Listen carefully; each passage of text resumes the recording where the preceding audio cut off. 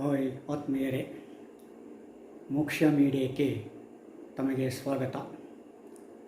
ನಾನು ಮೋಕ್ಷ ಹಿರೇಮಠ್. ಸಾಮಾನ್ಯವಾಗಿ ಯಾವುದೇ ಒಂದು ದೇಶ ಬೆಳವಣಿಗೆಯನ್ನು ಪಡಿಬೇಕಾದರೆ ಆ ದೇಶದಲ್ಲಿರ್ತಕ್ಕಂಥ ರಸ್ತೆಗಳು ಬಹಳ ಪ್ರಮುಖ ಪಾತ್ರವಾಡ್ತವೆ. ಸುಧಾರಿತ ರಸ್ತೆಗಳು ದೇಶದ ಅಭಿವೃದ್ಧಿಯನ್ನು ವ್ಯಕ್ತಪಡಿಸ್ತವೆ. ಬೇರೆ ಬೇರೆ ಕಾರಣಗಳಿಂದಾಗಿ ಆ ರಸ್ತೆ ಮಾರ್ಗಗಳು ಬಹಳ ಕಾರಣವಾಗ್ತವೆ. ಈ ಹಿನ್ನೆಲೆಯಲ್ಲಿ ನಾವು ಇವತ್ತು ನಮ್ಮ ರಸ್ತೆಗಳನ್ನು ಅವಲೋಕಿಸಬೇಕಾಗಿದೆ. ಆತ್ಮೀಯರೇ, ಶೇರ್ ಮಾಡಿ, ಸಬ್ಸ್ಕ್ರೈಬ್ ಆಗಿ, ಗಂಟೆ ಬಟನ್ ಒತ್ತಿ. ಸಾಮಾನ್ಯವಾಗಿ ವಾಟ್ಸಪ್ನಲ್ಲಿ ಮೋಕ್ಷ ಮೀಡಿಯಾ ವಿಡಿಯೋ ಕೆಳಗೆ ಲಿಂಕನ್ನು ಕೊಡಲಾಗಿರ್ತದೆ. ಆ ಲಿಂಕ್ ನೀಲಿ ಅಕ್ಷರದ ಇಂಗ್ಲೀಷ್ ವರ್ಣಾಕ್ಷರದಲ್ಲಿರ್ತದೆ, ಯೂಟ್ಯೂಬ್. ಸೊ ಆ ಲಿಂಕ್ ಮೇಲೆ ನೀವು ಒತ್ತಿದರೆ ನೇರವಾಗಿ ಅದು ನಿಮ್ಮನ್ನು ಯೂಟ್ಯೂಬಿಗೆ ಕೊಂಡೊಯ್ತಾ ಇದೆ. ನೀವು ಅಲ್ಲಿ ವಿಡಿಯೋವನ್ನು ನೋಡ್ಬೋದು, ಶೇರ್ ಮಾಡ್ಬೋದು, ಸಬ್ಸ್ಕ್ರೈಬ್ ಆಗ್ಬೋದು. ಸಾಮಾನ್ಯವಾಗಿ ನಮ್ಮ ದೇಶದ ರಸ್ತೆಗಳು ಇತ್ತೀಚೆಗೆ ಬೆಳವಣಿಗೆ ಆಗಲಿಕ್ಕೆ ಪ್ರಾರಂಭವಾಗಿವೆ. ರಾಷ್ಟ್ರೀಯ ಮಟ್ಟದ ಮತ್ತು ರಾಜ್ಯ ಮಟ್ಟದ ಎಷ್ಟೋ ರಸ್ತೆಗಳು ಈಗಾಗಲೇ ಅಭಿವೃದ್ಧಿಯಾಗಿವೆ. ಅವಕ್ಕೆ ಸುಂಕವನ್ನು ಕೂಡ ತೆಗೆದುಕೊಳ್ಳಲಾಗ್ತಾ ಇದೆ. ಅಂದರೆ ವ್ಯಕ್ತಿ ತನ್ನಲ್ಲಿರ್ತಕ್ಕಂಥ ವಸ್ತುಗಳನ್ನು, ಸರಕುಗಳನ್ನು ಇನ್ನೊಂದು ಕಡೆ ಸಾಗಿಸಬೇಕಾದ್ರೆ ಆ ರಸ್ತೆಗಳು ಬಹಳ ಪ್ರಮುಖ ಪಾತ್ರವಾಗ್ತವೆ. ಈಗ ಜಗತ್ತು ಸಣ್ಣದಾಗಿರುವುದರಿಂದ ಜನರ ನಡುವೆ ಸಾಕಷ್ಟು ಸ್ಪರ್ಧೆ ಇರುವುದರಿಂದ ಬೇಡಿಕೆ ಇದ್ದಾಗ ಸರಕುಗಳನ್ನು ಪೂರೈಸುವುದು ಬಹಳ ಪ್ರಮುಖವಾದ ಅಂಶವಾಗುತ್ತೆ. ಆ ಹಿನ್ನೆಲೆಯಲ್ಲಿ ರಸ್ತೆಗಳು ಚೆನ್ನಾಗಿದ್ದರೆ ತೀವ್ರವಾಗಿ ನಾವು ನಮ್ಮ ಸಾಮಾನು ಸರಂಜಾಮುಗಳನ್ನು, ಸರಕುಗಳನ್ನು ಆ ಸ್ಥಳಕ್ಕೆ ತಲುಪಿಸಿ ಅದರಿಂದ ಲಾಭವನ್ನು ಕೂಡ ಪಡ್ಕೊಳ್ಬೋದು. ಅಷ್ಟೇ ಅಲ್ಲ, ಮನುಷ್ಯನ ಯಾಂತ್ರಿಕ ಜೀವನವನ್ನು ಹೋಗಲಾಡಿಸಲು ಅವಶ್ಯವಾಗಿರ್ತಕ್ಕಂಥ ಯಾತ್ರೆ ಯಾನಗಳಿಗೂ ಕೂಡ ಈ ರಸ್ತೆಗಳು ಬಹಳ ಮುಖ್ಯವಾಗ್ತವೆ. ಈ ಹಿನ್ನೆಲೆಯಲ್ಲಿ ನಾವು 4 ತೆರನಾದ ಮಾರ್ಗಗಳನ್ನು ವಿಂಗಡಿಸಬಹುದು. ಒಂದು ರಸ್ತೆ ಮಾರ್ಗ, ಅಂದರೆ ಭೂಮಾರ್ಗ, ಜಲಮಾರ್ಗ ಮತ್ತು ವಾಯುಮಾರ್ಗ. ಭೂಮಾರ್ಗದಲ್ಲಿ ಮತ್ತೆ 2 ತೆರನಾಗಿ ವಿಂಗಡಿಸ್ಬೋದು. ಒಂದು ರಸ್ತೆಯ ಮೇಲೆ ಸಂಚರಿಸತಕ್ಕಂಥ ಸರಕು ಸಾಗಣೆ ವಾಹನಗಳು, ಪ್ಯಾಸೆಂಜರ್ ಗಾಡಿಗಳು, ಕಾರುಗಳು ಇತ್ಯಾದಿ. ಇನ್ನೊಂದು ರೈಲ್ವೆ ಹಳಿಯ ಮೇಲೆ ಸಂಚರಿಸತಕ್ಕಂಥ ಟ್ರೈನುಗಳು, ಗೂಡ್ಸ್ ಗಾಡಿಗಳು ಮತ್ತು ಇತ್ಯಾದಿ. ಜಲಮಾರ್ಗದಲ್ಲಿ ಸಾಮಾನ್ಯ ಹಡಗಿನಲ್ಲಿ ಪ್ರಯಾಣ ಬೆಳೆಸ್ತೇವೆ ಮತ್ತು ಸಾಮಾನು ಸರಂಜಾಮುಗಳನ್ನು ಸಾಗಣೆ ಮಾಡ್ತೀವಿ. ಅದೇ ರೀತಿ ವಾಯುಮಾರ್ಗದಲ್ಲಿ ವಿಮಾನದ ಮೂಲಕ, ರಾಕೆಟ್ ಮೂಲಕ ನಾವು ಪ್ರಯಾಣಿಸ್ತೀವಿ, ಸಾಮಾನು ಸರಂಜಾಮುಗಳನ್ನು ಸಾಗಿಸ್ತೀವಿ. ಆದರೆ ಎಲ್ಲರಿಗೂ ಎಲ್ಲ ಕಾಲದಲ್ಲಿಯೂ ವಾಯುಮಾರ್ಗ ಅಷ್ಟು ಉಪಯೋಗಕ್ಕೆ ಬರಲಿಕ್ಕಿಲ್ಲ. ಅನಿವಾರ್ಯವಾಗಿ ರಸ್ತೆ ಮಾರ್ಗವನ್ನೇ ಮನುಷ್ಯ ನೆಚ್ಚಿಕೊಳ್ಬೇಕಾಗುತ್ತೆ. ಅದಕ್ಕೆ ಅನೇಕ ಕಾರಣಗಳಿರ್ಬೋದು. ಅದು ನಮಗೆ ಬೇಕಾದಾಗ ಸಿಗುವಂಥ ಸೌಲಭ್ಯ ಇರ್ಬೋದು, ಕಡಿಮೆ ಖರ್ಚಿನಲ್ಲಿ ಸಲ್ಲುವಂಥ ಕೆಲಸ ಇರ್ಬೋದು, ಆಮೇಲೆ ಭಾಳ ತೀವ್ರಗತಿಯಲ್ಲಿ ನಾವು ಇನ್ನೊಂದು ಸ್ಥಳಕ್ಕೆ ಹೋಗಬೇಕಾದಂಥ ಪ್ರಮೇಯ ಇರ್ಬೋದು. ಈ ಸಾಮಾನು ಸರಂಜಾಮುಗಳನ್ನು ಸಾಗಿಸಲಿಕ್ಕೆ ಈ ರಸ್ತೆ ಮಾರ್ಗಗಳು ಅನಿವಾರ್ಯ ಆಗುತ್ತೆ. ಈ ರಸ್ತೆ ಮಾರ್ಗಗಳು ನಿರೀಕ್ಷಿತ ಮಟ್ಟದಲ್ಲಿ ಭಾಳ ತೀವ್ರಗತಿಯನ್ನು ಪಡ್ಕೊಂಡಿಲ್ಲ. ಎಷ್ಟೋ ಸಲ ರಸ್ತೆಗಳಲ್ಲಿ ಟ್ರಾಫಿಕ್ ಜಾಮ್ ಆಗುತ್ತೆ, ಏನೋ ಅಸ್ತವ್ಯಸ್ತತೆ ಉಂಟಾಗುತ್ತೆ. ಹೀಗಾಗಿ ನಾವು ತಲುಪಬೇಕಾಗಿರ್ತಕ್ಕಂಥ ಸ್ಥಳವನ್ನು ಸರಿಯಾದ ವೇಳೆಯಲ್ಲಿ ತಲುಪಲಿಕ್ಕೆ ಸಾಧ್ಯತೆ ಆಗಲಿಕ್ಕಿಲ್ಲ. ಆಮೇಲೆ ಅತಿಯಾದ ಹೆಚ್ಚಿನ ಸಾಗಾಣಿಕೆಯನ್ನು ಕೂಡ ಮಾಡಲಿಕ್ಕೆ ಸ್ವಲ್ಪ ಕಷ್ಟ ಅನ್ಬೋದು. ಆಗ ನಾವು ಅನಿವಾರ್ಯವಾಗಿ ರೈಲ್ವೆ ಮಾರ್ಗವನ್ನು ಆಶ್ರಯಿಸ್ತೀವಿ. ಹಳಿಗಳ ಮೇಲೆ ರೈಲ್ವೆಗಳು ಬಹಳ ಬೇಗನೆ ನಿಗದಿತ ಸ್ಥಳದಲ್ಲಿ ಮುಟ್ಟಿ ಸಾಮಾನು ಸರಂಜಾಮುಗಳನ್ನು ಸಾಗಣೆ ಮಾಡ್ತಾ ಇದ್ದಾರೆ. ರೈಲ್ವೆಗಳನ್ನು ಪ್ಯಾಸೆಂಜರ್ ಗಾಡಿಗಳಾಗಿ ಕೂಡ ಉಪಯೋಗ ಮಾಡ್ತಾ ಇದ್ದೇವೆ. ಹೆಚ್ಚಿನ ಮಟ್ಟದಲ್ಲಿ ನಾವು ಸರಕು ಸಾಗಣೆಯನ್ನು ಗೂಡ್ಸ್ ಗಾಡಿಗಳ ಮೂಲಕ ಸಾಗಿಸಬಹುದು. ಆ ಒಂದು ಉಪಯೋಗ ನಮಗಿದೆ. ಆದರೆ ರೈಲ್ವೆ ಮಾರ್ಗಗಳು ನಮಗಷ್ಟು ಕೈಗೆಟುಕುವಂತಿಲ್ಲ. ಒಂದು ನಿಗದಿತ ಸ್ಥಳಕ್ಕೆ ಹೋಗಬೇಕಾದ್ರೆ ನಾವು 100 ಮೈಲುಗಳನ್ನು ಸುತ್ತಾಕೊಂಡು ಹೋಗಬೇಕಾಗತ್ತೆ. ಹೀಗಾಗಿ ಅನಿವಾರ್ಯ ನಮಗೆ ಸಮಯ ವ್ಯರ್ಥವಾಗುತ್ತೆ. ಮನುಷ್ಯನ ಜೀವನದಲ್ಲಿ ಬೆಳವಣಿಗೆಯಲ್ಲಿ ಸಮಯ ಭಾಳ ಮುಖ್ಯ. ಆ ಸಮಯವನ್ನು ಸರಿಯಾಗಿ ಉಪಯೋಗ ಮಾಡಿದರೆ ಮನುಷ್ಯ ನಾಗರಿಕತೆಯ ಕಡೆಗೆ ದಾಪುಗಾಲಿರ್ತಾನೆ, ನಾಗರಿಕತೆಯನ್ನು ಮುಟ್ಟಲಿಕ್ಕೆ ಸಾಧ್ಯತೆ ಇರ್ತದೆ. ಆದ ಕಾರಣ ಯಾವಾಗಲೂ ಮನುಷ್ಯ ಜೀವನವನ್ನು ಸರಳೀಕರಿಸಲಿಕ್ಕೆ ನಿಗದಿತ ಸಮಯದಲ್ಲಿ ಗುರಿ ಮುಟ್ಟಲಿಕ್ಕೆ ಪ್ರಯತ್ನ ಪಡ್ತಿರ್ತಾನೆ. ಆ ಹಿನ್ನೆಲೆಯಲ್ಲಿ ಇತ್ತೀಚೆಗೆ ನಾವು ಬೇರೆ ಬೇರೆ ತೆರನಾದ ಸಾರಿಗೆ ವ್ಯವಸ್ಥೆಗಳನ್ನು ನೋಡ್ತಾ ಇದ್ದೇವೆ. ಇತ್ತೀಚಿನ ದಿನಗಳಲ್ಲಿ ಈ ಬುಲೆಟ್ ಟ್ರೈನ್ಗಳ ಬಗ್ಗೆ ಭಾಳ ಕೇಳ್ತಾ ಇದ್ದೇವೆ. ಆ ಬುಲೆಟ್ ಟ್ರೈನ್ ಭಾಳ ವೇಗವಾಗಿ ಹೋಗ್ತಾ ಇದೆ. ನಾವು ಡೆಲ್ಲಿಯಿಂದ ಮುಂಬೈಯನ್ನು 4-5 ತಾಸುಗಳಲ್ಲಿ 5-6 ತಾಸುಗಳಲ್ಲಿ ಮುಟ್ಟಬಹುದು, ಇತ್ಯಾದಿ ಇತ್ಯಾದಿ. ಆದರೆ ನಿಮಗೆ ಆಶ್ಚರ್ಯ ಆಗ್ಬೋದು, ಈಗ ಬುಲೆಟ್ ಟ್ರೈನ್ ಕೂಡ ಔಟ್ಡೇಟೆಡ್ ಆಗಲಿಕ್ಕೆ ಪ್ರಾರಂಭ ಆಗುತ್ತಿದೆ. ಯಾಕೆಂದರೆ ಅದಕ್ಕಿಂತ ಒಂದು ಉತ್ತಮವಾದ ಒಂದು ಟೆಕ್ನಾಲಜಿ, ಒಂದು ತಂತ್ರಜ್ಞಾನ ನಮಗೀಗ ಗೊತ್ತಾಗಿದೆ. ಅದನ್ನೇ ನಾವು ಹೈಪರ್ ಲೂಪ್ ಟ್ರಾನ್ಸ್ಪೋರ್ಟ್ ಟೆಕ್ನಾಲಜಿ ಅಂತೇಳಿ ಕರಿತಾ ಇದ್ದೇವೆ. ಹೈಪರ್ ಲೂಪ್ ಸಾರಿಗೆ ತಾಂತ್ರಿಕತೆ ಅಂತ ನಾವು ಹೇಳ್ಬೋದು. ಅಂದರೆ ಈ ಬಸ್ಸುಗಳು, ವಿಮಾನಗಳು ಮತ್ತು ಟ್ರೈನುಗಳು ಎಷ್ಟು ವೇಗದಲ್ಲಿ ಹೋಗ್ತಾವೋ ಅದಕ್ಕಿಂತ ಮುಪ್ಪಟ್ಟು ವೇಗದಲ್ಲಿ ಈ ಹೈಪರ್ ಲೂಪ್ ಸಾರಿಗೆ ವ್ಯವಸ್ಥೆ ಇರ್ತೈತೆ. ಆದರೆ ಇದಕ್ಕೆ ತನ್ನದೇ ಆದ ಒಂದು ವ್ಯವಸ್ಥೆ ಬೇಕಾಗತ್ತೆ, ತನ್ನದೇ ಆದ ಕೆಲವು ಸಿದ್ಧತೆಗಳು ಬೇಕಾಗುತ್ತೆ. ಆ ಸಿದ್ಧತೆಗಳನ್ನು ಮಾಡಿಕೊಂಡ್ರೆ ಈ ಟ್ರೈನಿಗಿಂತ, ವಿಮಾನಿಗಿಂತ ಕಡಿಮೆ ಖರ್ಚಿನಲ್ಲಿ ನಾವು ಪ್ರಯಾಣ ಮಾಡ್ಬೋದು, ಕಡಿಮೆ ಖರ್ಚಿನಲ್ಲಿ ಸಾಮಾನು ಸರಂಜಾಮುಗಳನ್ನು ಸಾಗಿಸ್ಬೋದು. ಹಾಗಾದರೆ ಈ ಹೈಪರ್ ಲೂಪ್ ತಾಂತ್ರಿಕತೆ ಅಂದರೆ ಏನು? ಸಾಮಾನ್ಯವಾಗಿ ಟ್ರೈನುಗಳು ಹಳಿ ಮೇಲೆ ಹೋಗ್ತಾ ಇರ್ತವೆ, ಆದರೆ ಹೈಪರ್ ಲೂಪ್ ಆಗಲ್ಲ. ಹೈಪರ್ ಲೂಪಿಗೆ ಬೇರೆ ತೆರನಾದ ರಸ್ತೆಗಳನ್ನು ಬೇರೆ ತೆರನಾದ ಮಾರ್ಗಗಳನ್ನು ನಿರ್ಮಾಣ ಮಾಡಬೇಕಾಗುತ್ತೆ. ಆ ಮಾರ್ಗಗಳು ಹೇಗಿರ್ತವೆ ಅಂತಂದರೆ ಅವು ಕೊಳವೆ ಆಕಾರದಲ್ಲಿರ್ತವೆ.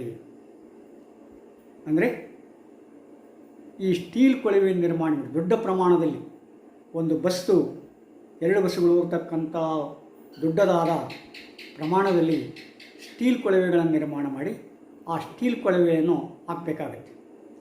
ಆ ಸ್ಟೀಲ್ ಕೊಳವೆಯಲ್ಲಿ ಮ್ಯಾಗ್ನೆಟ್ ಹಳಿಗಳನ್ನು ಹಾಕಬೇಕಾಗತ್ತೆ, ಹಳಿಗಳನ್ನು ಫಿಕ್ಸ್ ಮಾಡಬೇಕಾಗುತ್ತೆ.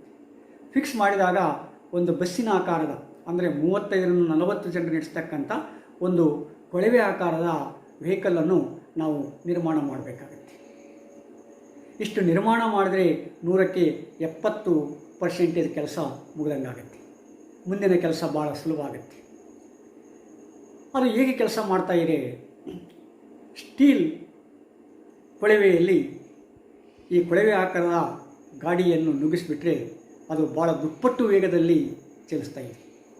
ಎಷ್ಟು ದುಪ್ಪಟ್ಟು ಅಂದರೆ ನೀವು ಟ್ರೈನಿಗಿಂತ 3 ಅಥವಾ 4 ಪಟ್ಟು, ವಿಮಾನಕ್ಕಿಂತ 2 ಪಟ್ಟು ವೇಗದಲ್ಲಿ ಅದು ಚಲನೆ ಮಾಡುತ್ತೆ.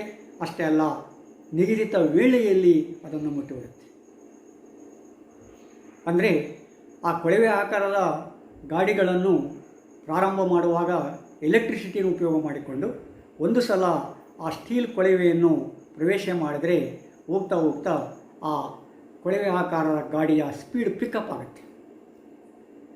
ಯಾವ ನಮೂನೆ ಸ್ಪೀಡ್ ಪಿಕಪ್ ಆಗ್ತಾನೆ ಹೋಗ್ತಾ ಹೋಗ್ತಾ ಹೋಗ್ತಾ ಆ ಕೊಳವೆ ಆಕಾರದ ಗಾಡಿ ಅಂತರಲ್ಲಿ ಹೋಗಲಿಕ್ಕೆ ಶುರುವಾಗುತ್ತೆ. ಆದರೆ ಅದಕ್ಕೆ ಬೇರೆ ಬೇರೆ ಕೆಲವು ಅಡೆತಡೆಗಳಿದ್ದಾವೆ. ಅಡೆತಡೆಗಳನ್ನು ನಮ್ಮ ಸೈಂಟಿಸ್ಟ್ಗಳು, ನಮ್ಮ ಮೆಕ್ಯಾನಿಕ್ಗಳು ಪರಿಹರಿಸಿಕೊಂಡಿದ್ದಾರೆ. ಸಾಮಾನ್ಯವಾಗಿ ಆ ಸ್ಪೀಡ್ನಲ್ಲಿ ಗಾಡಿ ಹೋಗಬೇಕಾದ್ರೆ ಅಲ್ಲಿ ಪಾರ್ಟಿಕಲ್ಸ್ ಇರ್ತವೆ, ಏರ್ ಪ್ರೆಷರ್ ಇರುತ್ತೆ. ಆ ಏರ್ ಪ್ರೆಷರನ್ನು ನಾವು ಅವಾಯ್ಡ್ ಮಾಡಲಿಕ್ಕೆ ಆ ಸ್ಪೀಡ್ನಲ್ಲಿ ನಾವು ಹೋಗ್ಬಿಟ್ರೆ ಗಾಡಿ ಸುಟ್ಟು ಹೋಗುತ್ತೆ, ಅನಾಹುತಗಳಾಗುತ್ತೆ. ಇದನ್ನು ಅರ್ಥಕೊಂಡು ಏನು ಮಾಡ್ತಾರೆ, ಆ ಸ್ಟೀಲ್ ಕೊಳವೆಯಲ್ಲಿರ್ತಕ್ಕಂಥ ಏರ್ ಏನಿದೆಯಲ್ಲ, ಆ ಏರನ್ನು, ಆ ಗಾಳಿಯನ್ನು ಏನು ಮಾಡ್ತಾರೆ, ಹೊರಗೆ ಹಾಕಿ ಅಲ್ಲಿ ನಿರ್ವಾತ ಕ್ರಿಯೇಟ್ ಮಾಡ್ತಾರೆ. ಒಂದು ಇಡೀ ಸ್ಟೀಲ್ ಕೊಳವೆಯ ತುಂಬ ಹಿಂದೆ ಮುಂದೆ ಮತ್ತು ಮಧ್ಯದಲ್ಲಿ ನಿರ್ವಾತವನ್ನು ಉಂಟು ಮಾಡಿ ಆ ನಿರ್ವಾತದಲ್ಲಿ ಕೊಳವೆ ಆಕಾರದ ಬಸ್ಸನ್ನು ಪ್ರವೇಶಿಸಿದರೆ ಅದರ ಸ್ಪೀಡು ಎಷ್ಟೋ ಪಟ್ಟು ಜಾಸ್ತಿ ಆಗುತ್ತೆ. ಹೀಗಾಗಿ ನಿಗದಿತ ವೇಳೆಯಲ್ಲಿ ನಾವು ನಿಗದಿತ ಗುರಿಯನ್ನು ಮುಟ್ಟಲಿಕ್ಕೆ ಸಾಧ್ಯತೆ ಆಗುತ್ತೆ. ಎಷ್ಟು ಮಟ್ಟಿಗೆ ಅಂದರೆ, ನೀವು ಸಾಮಾನ್ಯವಾಗಿ ಹಂಪಿಯಿಂದ ಬೆಂಗಳೂರಿಗೆ ಹೋಗಬೇಕಾದ್ರೆ ನೀವು ಕಾರಿನಲ್ಲಿ 7 ತಾಸು ಬೇಕಾಗುತ್ತೆ, 6:30ಯಿಂದ 7 ತಾಸು ಬೇಕಾಗುತ್ತೆ. ಅದು ತಾಸಿಗೆ 100 ಕಿಲೋಮೀಟರ್ ವೇಗದಲ್ಲಿ ಹೋದರೆ. ಟ್ರೈನಿಗೆ ಹೋದರೆ ನೀವು 7-8 ತಾಸು ಬೇಕಾಗುತ್ತೆ, ಬಸ್ಸಿಗೆ ಹೋದರೆ 8-10 ತಾಸು ಬೇಕಾಗುತ್ತೆ. ಆದರೆ ನೀವು ಹೈಪರ್ಲೂಪ್ ವಾಹನದಲ್ಲಿ ಹೋದರೆ ನೀವು ಕೇವಲ 1 ತಾಸಿನಲ್ಲಿ, ಅಂದರೆ 45ರಿಂದ 60 ನಿಮಿಷಗಳಲ್ಲಿ ಏನಿರ್ತೀರಿ, ನೀವು ಬೆಂಗಳೂರಿನಲ್ಲಿರ್ತೀರಿ. ಮತ್ತು ನಿಮ್ಮ ಕೆಲಸವನ್ನು ಮುಗಿಸ್ಕೊಂಡು ಮತ್ತೆ ಒಂದು 45-40 ನಿಮಿಷದಲ್ಲಿ ನೀವು ಮತ್ತೆ ಹಂಪಿಯಲ್ಲಿ ಇದ್ದು ಬಿಡ್ಬೋದು. ಅಂದರೆ ಸಾಮಾನ್ಯವಾಗಿ ಈ ಬಸ್ಸುಗಳಿಗೆ, ವೆಹಿಕಲ್ಗಳಿಗೆ, ಗಾಡಿಗಳಿಗೆ ಮತ್ತು ಟ್ರೈನ್ಗಳಿಗೆ, ವಿಮಾನಗಳಿಗೆ ಹೋಲಿಕೆ ಮಾಡಿದಾಗ ಇದರ ವೇಗ ಜಾಸ್ತಿ ಅನ್ನೋದು ಇಲ್ಲಿ ವ್ಯಕ್ತವಾಗ್ತಾ ಇದೆ. ನೀವು ಏರೋಪ್ಲೇನ್ ಹೋಗಬೇಕಾದ್ರೆ ಇಲ್ಲಿಂದ ಎಲ್ಲೋ ಸ್ಟೇಷನ್ ಹೋಗಿ ಸ್ಟೇಷನಲ್ಲಿ ಇಟ್ಕೊಂಡು ಅಲ್ಲಿಂದ ಗಾಡಿ ಎತ್ತಿ ಮತ್ತೆ ಮುಟ್ಟಬೇಕಾದ್ರೆ, ನಮ್ಮ ನಿಗದಿತ ಸ್ಥಳ ಮುಟ್ಟಬೇಕಾದ್ರೆ 2-3 ತಾಸು ಆಗಿಬಿಡುತ್ತೆ. ಆದರೆ ಹೈಪರ್ಲೂಪ್ ಆಗಲ್ಲ. ನೀವು 45 ನಿಮಿಷದಲ್ಲಿ ನಿಮ್ಮ ನಿಗದಿತ ಸ್ಥಳವನ್ನು ಮುಟ್ಟಿಬಿಡ್ತೀರಿ ನೀವು. ಈ ಹಿನ್ನೆಲೆಯಲ್ಲಿ ಹೈಪರ್ಲೂಪ್ ಟೆಕ್ನಾಲಜಿಯನ್ನು ನಾವು ಅಳವಡಿಸಿಕೊಂಡ್ರೆ ಏನಾಗುತ್ತೆ, ನಮ್ಮ ಬೆಳವಣಿಗೆ ಹೆಚ್ಚಾಗಲಿಕ್ಕೆ ಸಾಧ್ಯತೆ ಇದೆ. ಆದರೆ ಹೈಪರ್ಲೂಪ್ ಪ್ರಾರಂಭದಲ್ಲಿ ಸ್ವಲ್ಪ ವೆಚ್ಚದಾಯಕವಾದ ಒಂದು ವ್ಯವಸ್ಥೆ. ನಂತರದಲ್ಲಿ 8-10 ವರ್ಷಗಳಲ್ಲಿ ನಾವು ಹೂಡಿಕೆ ಮಾಡಿರ್ತಕ್ಕಂಥ ಬಂಡವಾಳವನ್ನು ವಾಪಸ್ ಪಡ್ಕೊಂಡು ಬಿಡ್ಬೋದು. ಸಾಮಾನ್ಯವಾಗಿ ಯಾವಾಗಲೂ ಹೊಸ ತಂತ್ರಜ್ಞಾನ ಬಂದಾಗ, ಹೊಸ ಆವಿಷ್ಕಾರಗಳಾದಾಗ ಈ ಸಮಸ್ಯೆಗಳು ಬಂದೇ ಬರ್ತವೆ. ಇದಕ್ಕೆ ಅಂಥ ಸೈಡ್ ಎಫೆಕ್ಟ್ಗಳು ಇಲ್ಲಿವರೆಗೇನು ಕಂಡಿಲ್ಲ. ಸೈಡ್ ಎಫೆಕ್ಟ್ಗಳು ಇಲ್ಲ ಅಂತ ಹೇಳ್ತಾರೆ. ಆದರೆ ಆ ತಂತ್ರಜ್ಞಾನ ನಮ್ಮದಾಗನಾಗಿಸ್ಕೊಂಡಾಗ ಕೆಲವಾರು ಸೈಡ್ ಎಫೆಕ್ಟ್ಗಳು ಆಗ್ಬೋದು. ಆದರೆ ಅದನ್ನು ಪರಿಹರಿಸಿಕೊಂಡು ಮತ್ತೆ ಮುಂದೆ ಹೋಗ್ತಕ್ಕಂಥ ಶಕ್ತಿ ಮನುಷ್ಯನಲ್ಲಿರ್ತದೆ. ಈ ಹಿನ್ನೆಲೆಯಲ್ಲಿ ಈಗಾಗಲೇ ನಾವು ಹೈಪರ್ಲೂಪ್ ತಾಂತ್ರಿಕತೆ ವ್ಯವಸ್ಥೆಗಳಿಗೆ ಮುನ್ನುಗ್ತಾ ಇದ್ದೇವೆ. ಈಗಾಗಲೇ ಈ ಕುರಿತು ಆವಿಷ್ಕಾರ 1920ರಲ್ಲಿಯೇ ಗೊಡ್ಡಾರ್ಡ್ ಅಂತಕ್ಕಂಥ ಒಬ್ಬ ವ್ಯಕ್ತಿ ಪ್ರಾರಂಭ ಮಾಡಿದ. ಅದಾದ ನಂತರ ಇತ್ತೀಚೆಗೆ ಅದು ವೇಗವನ್ನು ಪಡೆದುಕೊಂಡು 2012ರಲ್ಲಿ ಇಲಾನ್ ಮಸ್ಕ್ ಅಂತಕ್ಕಂಥ ಒಬ್ಬ ಉದ್ಯಮಿ, ಆಫ್ರಿಕಾ ಮೂಲದ ಒಬ್ಬ ಉದ್ಯಮಿ ಏನು ಮಾಡ್ತಾನೆ, ಅದರ ಬಗ್ಗೆ ಆವಿಷ್ಕಾರವನ್ನು ಮಾಡಿ 2012ರಲ್ಲಿ ಅವನು ತನ್ನ ಐಡಿಯಾವನ್ನು ಹರಿಬಿಡ್ತಾನೆ. ಹರಿಬಿಟ್ಟು ಬೇರೆ ಬೇರೆ ಮೂಲಗಳಿಂದ ಅದರ ಬಗ್ಗೆ ಆಗು ಹೋಗುಗಳನ್ನು ಚರ್ಚೆ ಮಾಡಿ ಅದನ್ನು ಮಾಡಬಹುದು ಅನ್ನೋ ನಿರ್ಧಾರಕ್ಕೆ ಬರ್ತಾನೆ. ಅದಕ್ಕಾಗಿ ಒಂದು ಕಂಪನಿಯನ್ನು ಕೂಡ ಹುಟ್ಟಾಕ್ತಾನೆ. ಈ ಎಲಾನ್ ಮಸ್ಕ್ ಮಲ್ಟಿ ಬಿಲಿಯನೇರ್. ನೀವು ಸಾಮಾನ್ಯವಾಗಿ ಟೆಸ್ಲಾ ಮೋಟರ್ ಕಂಪನಿಯನ್ನು ಕೇಳಿರ್ತೀರಿ, ಸ್ಪೇಸ್ ಎಕ್ಸನ್ನು ಕೇಳಿರ್ತೀರಿ. ಅವುಗಳ ಮುಖಂಡ, ಅವುಗಳ ಮಾಲೀಕನೇ ಈ ಎಲಾನ್ ಮಸ್ಕ್.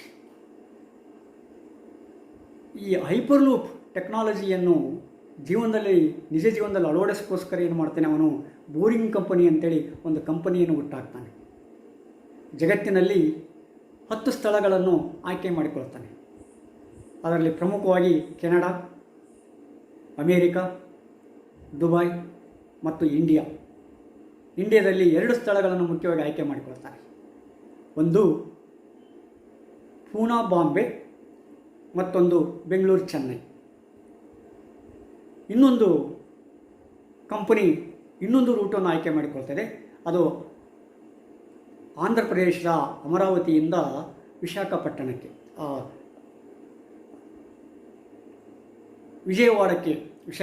ವಿಜಯವಾಡಕ್ಕೆ ತನ್ನ ಗುರಿಯನ್ನು ನಿಗದಿ ಮಾಡಿಕೊಳ್ತದೆ. ಅಂದರೆ ಸಾಮಾನ್ಯವಾಗಿ ಅಮರಾವತಿಯಿಂದ ಹೊಸದಾಗಿ ರಾಜಧಾನಿಯಾಗಿ ಸೃಷ್ಟಿಯಾಗತಕ್ಕಂಥ ಅಮರಾವತಿಯಿಂದ ನೀವು ವಿಜಯವಾಡಕ್ಕೆ ಬರಬೇಕಾದ್ರೆ 1 ತಾಸು ಬೇಕಾಗುತ್ತಂತೆ. ಆದರೆ ನೀವು ಹೈಪರ್ ಲೂಪ್ ತಂತ್ರಜ್ಞಾನ ಉಪಯೋಗಿಸಿದರೆ 5 ನಿಮಿಷದಲ್ಲಿ ನೀವು ಅಮರಾವತಿಯಿಂದ ವಿಜಯವಾಡಕ್ಕೆ ಇರ್ತಕ್ಕಂತೆ. ಅದೇ ರೀತಿ ಪುಣೆಯಿಂದ ಬಾಂಬೆಗೆ ಹೋಗಬೇಕಾದ್ರೆ 3.5-4 ತಾಸು ತಗೊಳುತ್ತೆ. ಅದು ಹೈವೇಯಲ್ಲಿ ಚೆನ್ನಾಗಿರ್ತಕ್ಕಂಥ ರಸ್ತೆಯಲ್ಲಿ. ಅದು ಹೈಪರ್ ಲೂಪ್ ಉಪಯೋಗ ಮಾಡಿದರೆ ನೀವು ಸಾಮಾನ್ಯವಾಗಿ 1 ತಾಸಿನಲ್ಲಿ ನೀವು ಹೊಸ ಬಾಂಬೆಯಲ್ಲಿ ಇರ್ತೀರಿ ನೀವು. ಹಾಗೆಯೇ ಬೆಂಗಳೂರು ಚೆನ್ನೈ ಕೂಡ ಅಂದರೆ ವೇಗವಾಗಿ ನಿಗದಿತ ಗುರಿಯನ್ನು ನಾವು ಮುಟ್ಟಲಿಕ್ಕೆ ಈ ಹೈಪರ್ ಲೂಪ್ ತಂತ್ರಜ್ಞಾನ ಭಾಳ ಅನುಕೂಲ ಆಗುತ್ತೆ. ಈ ಹೈಪರ್ ಲೂಪ್ ತಂತ್ರಜ್ಞಾನ ಅಳವಡಿಸಲಿಕ್ಕೆ ಬೇರೆ ಬೇರೆ ಕಂಪನಿಗಳು ಕೂಡ ಉಟ್ಕೊಂಡಿದ್ದಾವೆ. ವರ್ಜಿನ್ ಹೈಪರ್ ಲೂಪ್ ಅಂತಕ್ಕಂಥ ಒಂದು ಕಂಪನಿ ಉಟ್ಕೊಂಡಿದೆ. ಮೇಯ್ನಾಗಿ ವರ್ಜಿನ್ ಹೈಪರ್ ಲೂಪ್ ಮತ್ತು ಬೋರಿಂಗ್ ಕಂಪನಿಗಳು ಈಗ ಜಗತ್ತಿನಲ್ಲಿ ಭಾಳ ಪ್ರಮುಖವಾದ ಪಾತ್ರವನ್ನು ಈ ಹೈಪರ್ ಲೂಪ್ ತಂತ್ರಜ್ಞಾನದಲ್ಲಿ ನಿರ್ವಹಿಸ್ತಾ ಇವೆ. 2019ರಲ್ಲಿ Virgin hyperloop company Bharat ಸರ್ಕಾರದೊಂದಿಗೆ ಮತ್ತು ಮಹಾರಾಷ್ಟ್ರ ಸರ್ಕಾರದೊಂದಿಗೆ ಒಂದು ತಿಳುವಳಿಕೆಯ ಪತ್ರಕ್ಕೆ ಸಹಿಯನ್ನಾಯಿತು. ಅದೇನಂತಂದರೆ ಪುಣೆಯಿಂದ ಮುಂಬೈಗೆ ಹೈಪರ್ ಲೂಪ್ ವ್ಯವಸ್ಥೆಯನ್ನು ಅಳವಡಿಸುವುದು. ಅದು 1920ರಲ್ಲಿ ಮುಗಿದು ಹೋಗಬೇಕು. ಆ ರೀತಿಯಾದ ಒಂದು ತಿಳುವಳಿಕೆ ಪತ್ರಿಕೆ ಅದು ಸಹಿಯಾಯಿತು. ಅದರ ಹತ್ರ ಕೆಲಸ ಪ್ರಾರಂಭ ಆಗಬೇಕಾಗಿತ್ತು. ಅದೇ ರೀತಿ ಬೆಂಗಳೂರು ಮತ್ತು ಚೆನ್ನೈನಿಂದನೂ ಕೆಲಸ ಪ್ರಾರಂಭ ಆಗಬೇಕಾಗಿತ್ತು. ಅಂದರೆ ಹೈಪರ್ ಲೂಪ್ ಟೆಕ್ನಾಲಜಿಯನ್ನು ಉಪಯೋಗಿಸಿಬಿಟ್ರೆ ಬುಲೆಟ್ ಟ್ರೈನ್ ಭಾಳ ಔಟ್ಡೇಟೆಡ್ ಆಗ್ತೈತೆ. ಉಳಿದ ಟ್ರೈನ್ಗಳಂತೂ ಪೂರ್ತಿ ಔಟ್ಡೇಟೆಡ್ ಆಗಿಬಿಡ್ತವೆ. ಅಂದರೆ ಅದಕ್ಕಿಂತ ಸ್ಪೀಡಾಗಿ ವೇಗವಾಗಿ ನಾವು ನಮ್ಮ ಪ್ರವಾಸವನ್ನು ಮಾಡಲಿಕ್ಕಾಗುತ್ತೆ. ಅದಕ್ಕಿಂತ ವೇಗವಾಗಿ ಸಮಯವನ್ನು ಉಳಿಸಿ ಆ ಸಮಯವನ್ನು ಸದುಪಯೋಗಪಡಿಸಿಕೊಳ್ಳಲಿಕ್ಕೆ ಸಾಧ್ಯತೆ ಇದೆ. ಈ ಹಿನ್ನೆಲೆಯಲ್ಲಿ ನಾವು ಇವತ್ತು ಹೈಪರ್ ಲೂಪ್ ಸಾರಿಗೆ ತಂತ್ರಜ್ಞಾನದ ಬಗ್ಗೆ ವಿಚಾರ ಮಾಡಬೇಕಾಗಿದೆ, ವಿಮರ್ಶೆ ಮಾಡಬೇಕಾಗಿದೆ, ಆ ದಿಕ್ಕಿನತ್ತ ಹೋಗಬೇಕಾಗಿದೆ. ಯಾಕಂದರೆ ಮನುಷ್ಯ ಯಾವಾಗಲೂ ತನ್ನ ಜೀವನವನ್ನು ಸರಳೀಕರಿಸಲಿಕ್ಕೆ ಪ್ರಯತ್ನ ಪಡ್ತಿರ್ತಾನೆ, ಸಮಯವನ್ನು ಉಳಿಸಲಿಕ್ಕೆ ಪ್ರಯತ್ನ ಪಡ್ತಿರ್ತಾನೆ. ಆ ಉಳಿಸಿರ್ತಕ್ಕಂಥ ಸಮಯವನ್ನು ಹೇಗೆ ಕಳೀತಾನೋ ಅದು ಬೇರೆ ಮಾತು. ಕೆಲವರು ಅರ್ಥಪೂರ್ಣವಾಗಿ ಕಳಿಬೋದು, ಇನ್ನು ಕೆಲವರು ನಿದ್ದೆ ಮಾಡ್ತಾನೋ ಕಳಿಬೋದು, ಇನ್ನು ಕೆಲವರು ಜಗಳ ಹಚ್ಚೋದ್ರಲ್ಲಿ ಕಳಿಬೋದು, ಮತ್ತೊಬ್ಬರು ಇನ್ನೂ ಏನೇನೋ ಮಾಡೋದರಲ್ಲಿ ಕಳಿಬೋದು, ಅದು ಬೇರೆ. ಆದರೆ ಸಿಕ್ಕಿರ್ತಕ್ಕಂಥ ಸಮಯವನ್ನು ಅರ್ಥಪೂರ್ಣ ಉಪಯೋಗ ಒಬ್ಬ ವ್ಯಕ್ತಿ ಉಪಯೋಗ ಮಾಡಿಕೊಂಡ್ರೂ ಕೂಡ ಅದು ಇಡೀ ಮಾನವ ಕುಲಕ್ಕೆ ಉಪಯೋಗ ಆಗುತ್ತೆ. ಆ ಹಿನ್ನೆಲೆಯಲ್ಲಿ ಈ ಸಮಯದ ಉಳಿತಾಯ ಏನಿದೆಯಲ್ಲ ಅದು ಭಾಳ ಮುಖ್ಯ ಆಗುತ್ತೆ. ಆ ಸಮಯದ ಉಳಿತಾಯದಿಂದ ಪ್ರವಾಸದ ಬೇರೆ ಬೇರೆ ಕಾರಣಗಳಿಂದ ಮತ್ತು ಸರಕುಗಳನ್ನು ವೇಗವಾಗಿ ನಿರ್ದಿಷ್ಟ ಸ್ಥಳಕ್ಕೆ ಕೊಂಡೊಯ್ಯೋದ್ರಿಂದ ನಾವು ಮನುಷ್ಯನಲ್ಲಿರ್ತಕ್ಕಂಥ ಕೆಲವಾರು ಗುರುತರವಾದ ಜವಾಬ್ದಾರಿಗಳನ್ನು ಭಾಳ ಸುಲಭವಾಗಿ ಸರಳವಾಗಿ ನಿರ್ವಹಿಸಲಿಕ್ಕೆ ಸಾಧ್ಯತೆ ಆಗುತ್ತೆ. ಆದ ಕಾರಣ ಇವತ್ತಿನ ದಿನಮಾನಗಳಲ್ಲಿ ಈ ಹೈಪರ್ ಲೂಪ್ ತಂತ್ರಜ್ಞಾನ ಭಾಳ ಮುಖ್ಯ ಆಗುತ್ತೆ.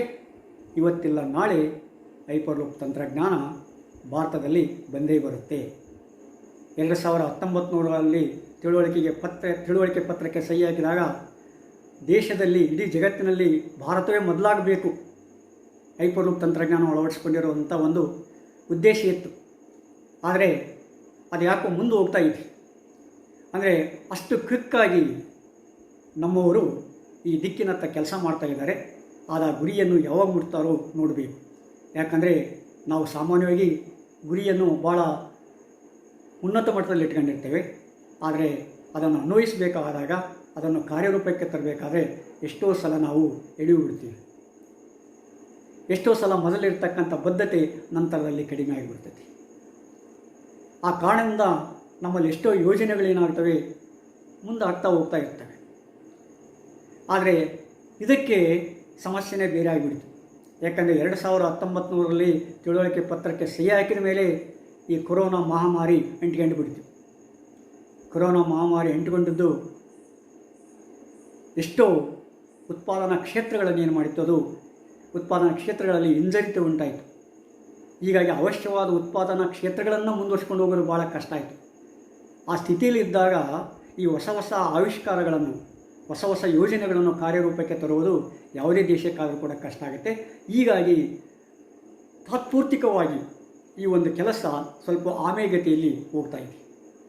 ಆದರೂ ಕೂಡ ನಾವು ಆಶೆಯನ್ನು ಕಳ್ಕೊಳ್ಬೇಕಾಗಿಲ್ಲ. ಇವತ್ತಿಲ್ಲ ನಾಳೆ ಹೈಪರ್ಲೂಪ್ ತಂತ್ರಜ್ಞಾನ ಭಾರತದಲ್ಲಿ ಬಂದೇ ಬರುತ್ತೆ. ಮನುಷ್ಯ ಅತಿ ವೇಗದಲ್ಲಿ ಅವನು ತನ್ನ ಗುರಿಯನ್ನು ಸಾಧನೆ ಮಾಡ್ತಾನೆ. ಹೊಸ ಆವಿಷ್ಕಾರ ಬಂದಾಗ ಕೆಲವು ವಿರೋಧಗಳು ಪರಗಳು ಇದ್ದೇ ಇರ್ತವೆ. ಯಾವಾಗಲೂ ಮನುಷ್ಯ ಹೊಸ ಆವಿಷ್ಕಾರಗಳನ್ನು ವಿರೋಧ ಮಾಡ್ತಾ ಮಾಡ್ತಾ ಅವುಗಳನ್ನು ಹತ್ಕೊಂಡು ಬಿಡ್ತಾನೆ. ಅದು ಕಂಪ್ಯೂಟರ್ ಇರ್ಬೋದು, ಟಿ ವಿ ಇರ್ಬೋದು. ಇತ್ತೀಚೆಗೆ ಭಾಳ ಜನಪ್ರಿಯವಾಗಿರ್ತಕ್ಕಂಥದ್ದು ಈ ಮೊಬೈಲ್ಗಳು ಇರ್ಬೋದು. ಮೊಬೈಲ್ಗಳು ಬಂದಾಗ ವಿರೋಧ ಮಾಡಿರ್ತಕ್ಕಂಥ ಮನುಷ್ಯ ಈಗ ಮೊಬೈಲ್ ಇಲ್ಲದೆ ಜೀವನ ಮಾಡೋದು ಭಾಳ ಕಷ್ಟ ಅಂಥೇಳಿ ಪಿಕ್ಕಿ ಒದ್ದಾಡ್ತಾ ಇದ್ದಾನೆ. ಒಂದೊತ್ತು ಊಟಕ್ಕಿಲ್ದರೂ ಪರವೆಲ್ಲ ಆ ಮೊಬೈಲ್ ಚಾರ್ಜ್ ಮಾಡಲಿಕ್ಕೆ ತನ್ನಲ್ಲಿರ್ತಕ್ಕಂಥ ದುಡ್ಡನ್ನು ವಹಿಸ್ತಕ್ಕಂಥ ಒಂದು ಪರಿಸ್ಥಿತಿ ಈಗ ನಿರ್ಮಾಣ ಆಗಿಬಿಟ್ಟಿದೆ. ಅಂದರೆ ಬರೀ ಮೊಬೈಲ್ ಮಾತನಾಡೋದಕ್ಕೆ ಅಷ್ಟೇ ಅಲ್ಲ, ಅದರಿಂದ ಬೇರೆ ಬೇರೆ ಕೆಲಸಗಳು ಕೂಡ ಆಗುವುದರಿಂದ ಏನಾಗುತ್ತೆ, ಅನಿವಾರ್ಯ ಮೊಬೈಲ್ ಜೀವನದಲ್ಲಿ ಅನಿವಾರ್ಯ ಆಗಿಬಿಡುತ್ತೆ.